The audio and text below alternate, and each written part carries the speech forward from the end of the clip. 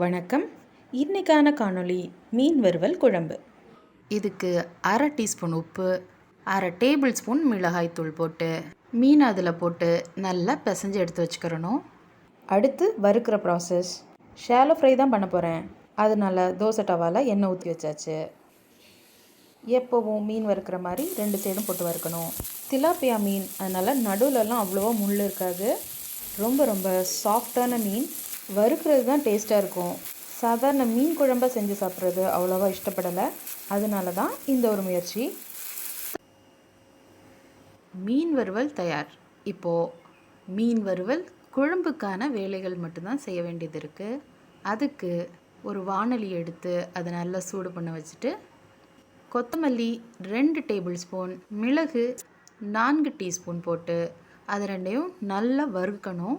வறுத்ததை தனியாக போட்டு ஆற வச்சுட்டு, இப்போது வாணலியில் நல்லெண்ணெய் ஊற்றி எப்போவும் மீன் குழம்புக்கு செய்கிற மாதிரி அதில் 20லேருந்து 25 வெங்காயம், ஒரு கைவிரல் சைஸுக்கு இஞ்சி, 6 பூண்டுப்பல், தேங்காய் துண்டுகள் இவங்கெல்லாம் வதங்கின பிறகு 3 பெரிய தக்காளியும் சேர்த்துக்கிட்டு இப்போது இந்த கலவை நல்லா வதக்கி எடுத்துக்கிறணும்.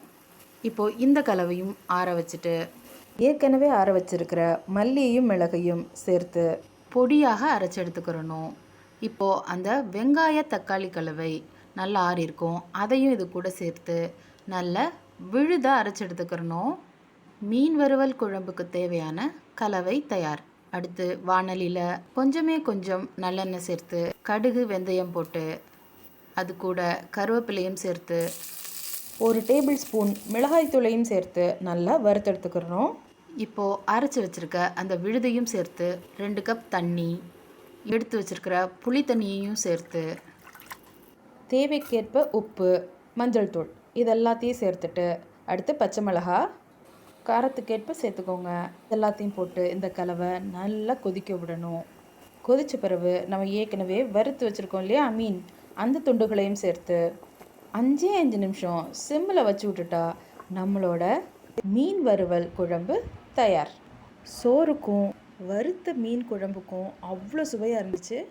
2 பேருமே செம காம்போ. இந்த காம்போக்கு டஃப் கொடுக்கறது மரவள்ளிக்கிழங்கு ப்ளஸ் வறுத்த மீன் குழம்பு.